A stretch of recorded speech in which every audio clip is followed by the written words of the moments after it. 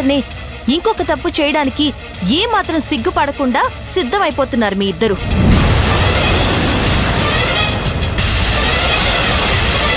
ఇలా క్షమిస్తూ పోతే ఇక ఈ ఇంట్లో ప్రశాంతత ఎప్పటికొస్తుంది?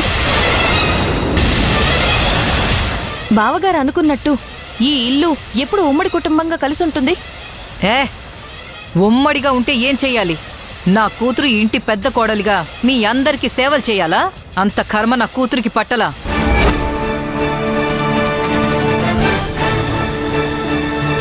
అదే నువ్వు ఆ మాధవ్ ఈ కొంపలో లేకుండా పోయారనుకో, ఈ ఇంటికి నా కూతురే మహారాణి. బుద్ధుందా మీకు? వయసుకు తగిన మాటలు మాట్లాడండి.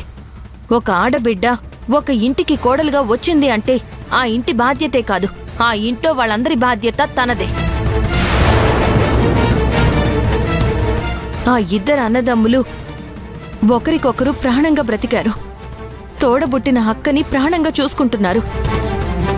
కాని దేవతలాంటి మహాలక్ష్మి వదినికి పిల్లలు పుట్టకుండా చెయ్యాలని చూశారు మీరు.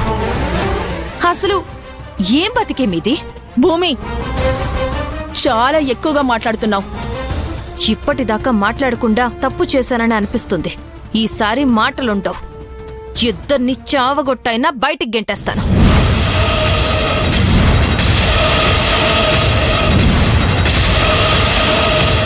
ఏంటే, మమ్మల్ని చావగొడతావా? అవును. ఇంకోసారి నా విషయంలో కానీ మాధవ్ విషయంలో కానీ పిచ్చి పిచ్చి ఆలోచనలు చెయ్యాలని చూశారంటే, బావగారికి మా పైన లేనిపోని చాడీలు చెప్పాలని చూశారంటే మీ ఇద్దరిని తరిమేస్తాను.